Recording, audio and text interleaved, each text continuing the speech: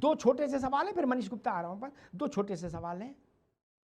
आपके मुताबिक भाजपा वाले गलगोटिया के यार हैं, इसलिए ये तो मांग नहीं करेंगे। आप गलगोटिया के परम शत्रु हैं, कांग्रेस वाले, भाजपा, सपा वाले। राहुल जी, अखिलेश जी घोषणा कर दें कि हम गलगोटिया के बार धरने बैठेंगे और बुलडोजर नहीं चलाओगे, काहे नहीं की, कोई रोक रहा है? हमको मालूम है महाराज तार कहां तक किस किस के जुड़े हैं, आप नहीं कभी मांग कर सकते। छोड़ो इन बातों, क्या रखा, जिन चीजों को ना जानो छोड़ दो उनको, उधर न झांको, बहुत गंदगी महाराज। हम पूरा सिजरा गलगोटिया का बता देंगे तो कई चेहरे खराब हो जाएंगे। मांग करा दो अखिलेश जी से कि गलगोटिया की ईंट से ईंट बजा दो, नहीं तो हम धरना देंगे और आमरण अनशन पानी नहीं पिएंगे जब तक बुलडोजर नहीं चल जाएगा। देखिए उत्तर प्रदेश में क्रांति हो जाएगी और जंतर मंतर राहुल जी को बैठा दो गलगोटिया के खिलाफ। आप गलगोटिया ने भारत का मान घटाया ना, देखे भाजपा वाले क्या कर लेंगे। आओ मैदान में, आप मैदान में आओ, लाइव हम दिखाएंगे। आओ आशीष जी आ जाओ मैदान में, रामगोपाल, शिवपाल, अखिलेश यादव तीनों को बैठाओ राजभवन के सामने, बोले गलगोटिया मुर्दाबाद, आ जाओ। कर सकते हैं, अगर नहीं तो केवल वाचिक तौर पर तो काम नहीं चलेगा दोस्तों। और आपने 1000 कारण गिनाए आशीष भाई, मैं आपका सम्मान करता हूं, 1000 कारण गिनाए, सब पर बहस नहीं करूं, मैं सब मान लेता हूं कि देश की इसलिए गिर गई, इसलिए नंगा प्रदर्शन करेंगे, इससे देश की प्रतिष्ठा बढ़ेगी, ये कह रहे हो ना आप। जापान में क्या हुआ, अमेरिका में क्या हुआ, सब मान लिया हमने, लेकिन ये नंगा कार्यक्रम से देश की प्रतिष्ठा बढ़ गई, ऐसा कह रहे हो महाराज। तरीका गलत है, गजब बात है, आप बेहतर ढंग से रख सकते थे। मतलब ये तो और विचित्र किस्म की मूर्खता है जो हुआ। ऐसे मूर्खता नहीं करनी चाहिए। आपके राजनीतिक लड़ाई राजनीतिक तौर पर लड़िए, आपकी चुनावी लड़ाई है, आपकी एआई की लड़ाई है नहीं ना। बोले मेरी लड़ाई इंटरनेट की है, अरे काहे की इंटरनेट की है, आपकी लड़ाई वोट की है, मिल रहा है कि नहीं मिल रहा, बात खत्म करो यार। अच्छा मान लो कपड़े उतारने से मिल जाएगा तो पैंट भी उतार दो। इस प्रदर्शन के बाद भैया आशीष जी, हम आप एक बात कर लेते हैं, इस प्रदर्शन के, ये टॉपलेस प्रदर्शन के बाद 5 राज्यों में चुनाव होना है क्या, अगले महीने के पहले हफ्ते में घोषणा हो जाएगी डेट्स की, क्या हम देखेंगे कि इस महान टॉपलेस प्रदर्शन का कितना असर पड़ा और कांग्रेस कितनी जगह जीत गई, तब तो मान लेंगे आशीष बाबू। ये कह रहे हैं कि हमने क्रांति की, इस क्रांति का असर भी पड़ेगा। तमजीद भाई कह रहे पूरा देश कांग्रेस के साथ है, बस अमिताभ अग्निहोत्री नहीं समझ पा रहे कांग्रेस का ताप।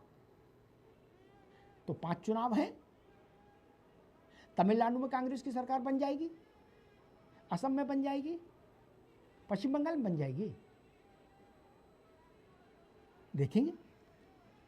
मनीष गुप्ता जी, कहा जा रहा है कि ये करना बहुत ज़रूरी था क्योंकि देश की प्रतिष्ठा बढ़ाने के लिए ये नग्न नृत्य जरूरी था। पहले कैबरे होता था, अब पता नहीं होता क्या होता। पहले दिल्ली में आनंद पर्वत पर के एक हॉल था, उसमें कैबरे होता था, वो बड़ा वो था। ये पुरुषों का कैबरे करा रहे, बताइए मनीष जी। आपने भी एक बड़ी अच्छी बात कही, अगर कांग्रेस को प्रदर्शन और प्रभावशाली करना था तो पेंटिंग उतार के आते, तो मुझे लगता है इंटरनेशनल मीडिया ज्यादा बेटरली प्रेजेंट करता। अब इस घटना को आप बहुत गहराई से सोचिए, क्या संसद में ऐसा कुछ हो जाता जिसकी आशंका ओम बिरला ने की, मोदी के सामने इस तरह का कोई प्रदर्शन अगर कोई कर देता, सोचिए पूरे देश में कैसा, पूरे विश्व में कैसा हंगामा होता। क्या शायद कांग्रेस यही चाहती थी? मुझे 100% विश्वास है कि कांग्रेस में सदन में जिस तरीके से संसद में प्रदर्शन का प्रयास था, वो इसी तरह का कुछ नाटकबाजी रही होगी जिसकी समय रहते उस साजिश का भंडाफोड़ हुआ और आज उस समय कांग्रेस का मुंह काला हुआ और ये पता लगे कि वही घटना का ये फ्रस्ट्रेशन है। ये छोटा इवेंट है, वो बड़ा इवेंट था। संसद में होता और ज्यादा हाइप होता, मोदी के सामने होता, सिर आंखें शर्म से झुक जाती। भगवान का आशीर्वाद है कि ऐसा नहीं हुआ, लेकिन अगर ये षड्यंत्र कांग्रेस की इस थॉट प्रोसेस के साथ है तो निश्चित रूप से कांग्रेस को नाम लेवा नहीं मिलेगा कोई अगले चुनावों में। आप जिन युवाओं की बात कर रहे हैं, जैन जी की बात कर रहे हैं, वो सबसे ज्यादा नाराज है। आज मोदी जी के साथ आपका विरोध जैसा भी हो, लेकिन विकास की राजनीति पर मोदी का स्थान ही नहीं है। आप कंपेयर नहीं कर सकते। मैं 20 एग्जांपल ऐसे दे दूं जहां आप विकास की राजनीति को तोड़ रहे हैं।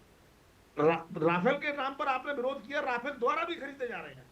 राष्ट्रपति यहाँ के दौड़ लगा रहा है, बिजनेस कर रहा है, और सारे देश, सारे विश्व के बड़े बड़े सीईओ आईओ मिलकर कह रहे हैं कि हम बनाएंगे इंडिया में आईओ, और आप उसको रोक रहे हैं। निकृष्टतम है। और आपको बता दूं, और यूनिवर्सिटी की बात कर रहे हैं, शिकोहाबाद में एक यूनिवर्सिटी थी, समाजवादी पार्टी को एक पदाधिकारी थे उसमें, क्या हुआ आप सब जानते हैं। और सुनिए, जिस यूनिवर्सिटी की बात कर रहे हैं, एक इंस्टीट्यूट होता था IIPM, जिसके पॉनिटेल होते थे चेयरमैन, कांग्रेस के बड़े फंक्शन में अरिंदम चौधरी दिखाई देते थे, उनके कंप्लेंट्स के शाहरुख खान से लेकर बड़े बड़े नेता आते थे, और पता लगा पूरे संसार में, विश्व में जो डिग्रियां बांटी सबकी सब फेक थी, और सब कांग्रेस के कार्यकाल में थी। और आपने क्या किया?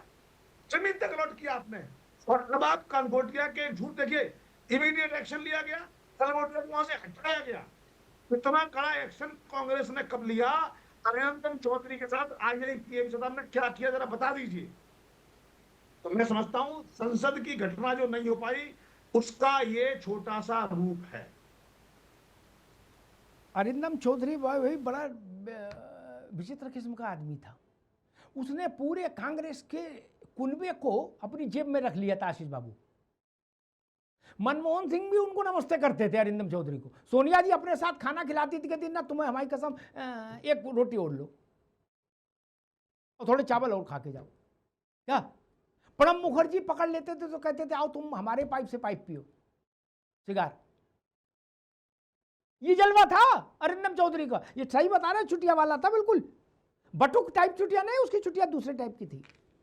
आशीष जी आपने भी कहीं कहीं टकराए होंगे, उसके बारे में कुछ तो पता ही होगा। बहुत बड़ा शोमैन था, और उसने टोटल फर्जी इंस्टीट्यूट चला दिया। देश दुनिया में 36 जगह ब्रांच खोल दी, 36 जगह। और मालूम सरकार ने क्या कहा, मनमोहन सिंह सरकार ने जाते समय, कि हमको तो अब पता लगा कि ये सरकारी नहीं है, हम तो समझते थे ये केंद्र सरकार का इंस्टीट्यूट है।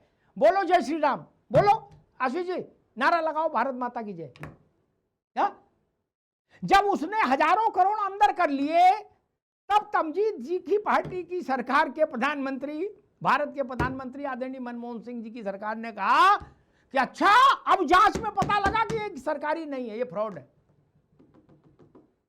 और वो सोनिया जी के साथ नाश्ता करता था। बोलो ना एक पराठा और लो, एक कौरिया और खाओ हमारे हाथ से, क्या इस दुलार के साथ। और जो सोनिया जी के साथ नाश्ता करता हो उसका कोई क्या बिगाड़ लेगा?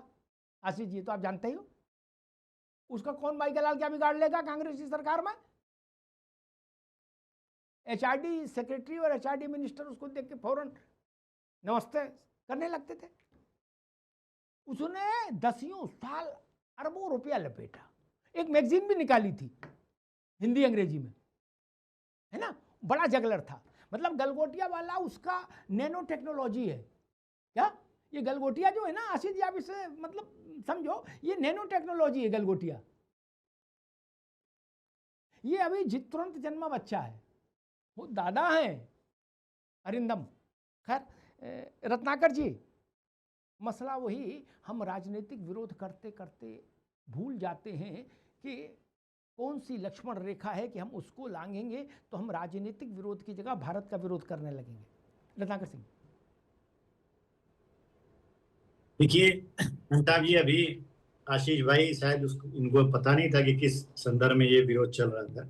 एप्स्टीन फाइल का जो है प्रकरण आया, उसका विरोध ये लोग कर रहे थे यहाँ पे, और ट्रेड डील का विरोध कर रहे थे, और कॉम्प्रोमाइज्ड मोदी कॉम्प्रोमाइज्ड ऐसा कह रहे थे। लेकिन मेरा प्रश्न सीधा सा ये है कि अभी कह रहे थे कि हमारी जो प्रतिष्ठा गिरी क्योंकि हम रशिया से तेल खरीदना बंद कर, ऐसा इन्होंने कहा।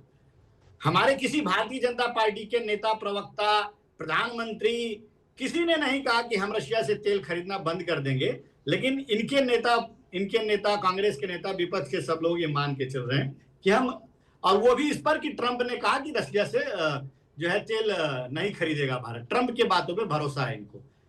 अरे ट्रंप ने यही जो विरोध प्रदर्शन करने वाले लोग जो गए थे अभी भारत मंडपम में, ट्रंप ने कहा कि एप्स्टीन फाइल जो है ये पूरी तरह से षड्यंत्र है, तब उसकी बात नहीं मान रहे हैं, जाके अंदर भारत मंडपम में विरोध प्रदर्शन कर रहे हैं। और जब ट्रंप कह रहा है कि रशिया से तेल खरीदना भारत बंद कर देगा, तो ट्रंप की बात मान रहे हैं।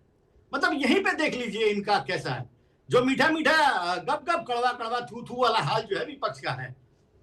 और मुझे बड़ा आशीष भाई जिम्मेदार प्रवक्ता है, मैं मानूंगा इस चीज को। कभी भी अपने इस तरह के स्टेटमेंट जब भी आप दिया करें ना, तो निश्चित रूप से उसको जांच परख लीजिए, अपने कसौटी पे अगर खरा उतरे ना, तभी इतने बड़े चैनल पे उसको बोला करिए। इन्होंने कहा कि देश की प्रतिष्ठा जो है वह गिर रही है क्योंकि भारत की भूमि कब्जा की जा रही है। अरे भाई, राहुल गांधी भी इसी तरह का प्रश्न लेकर के और पूरे देश दुनिया में घूम रहे थे। जब सुप्रीम कोर्ट में मामला गया तो सुप्रीम कोर्ट ने क्या कहा उनको कि कोई भी भारत का जिम्मेदार व्यक्ति इस तरह का बात नहीं कह सकता। क्या आप वहां पे गए थे क्या सत्यापित करने के लिए? और राहुल गांधी को माफी मांगना पड़ा। तो इस तरह की बातें कहने से पहले, झूठ फैलाने से पहले, भ्रम फैलाने से पहले आप लोग जरा सोच लिया करिए कि आप लोग क्या भ्रम फैला रहे हैं। और देखिए अमिताभ जी, स्थिति बड़ी वहां पे जब भी अफरा तफरी का माहौल, अभी आप सोचिए आप कहीं पे गए हैं यूएस में और इस तरह के अगर वहां पे एआई का समिट कोई चल रहा हो और वहां पे आके अमेरिकन लोग और इस तरह से आके उपद्रव करने लगे और शर्टलेस हो जाएं और इस तरह शेम शेम का नारा लगा दे, तो किस तरह की उहापोह की स्थिति बन जाती है, बन जाएगी। हम लोग खुद ही भौचक्के रह जाएंगे। और अंतर्राष्ट्रीय मेहमान वहां पे आए थे, अंतर्राष्ट्रीय राष्ट्राध्यक्ष आए थे, गेस्ट आए थे, पूरी तरह से ये मंडपम में घुस करके 5 नंबर का जो स्टॉल लगा था उधर घुस करके और इस तरह का प्रदर्शन करना, यह दर्शाता है इनको कि इनको देश से ज्यादा इनको पार्टी से अपने प्रेम है। और ये कांग्रेस जिस भी राह पे चल रही है वो निश्चित रूप से, अभी तो कुछ 2-3 राज्यों में अभी बचे कुछ हैं, लेकिन आने वाले दिनों में वहां पे भी गर्त पे चले जाएंगे, क्योंकि इनकी रणनीति और राजनीति ये जो है वो भारत विरोधी हो चुकी है। जी।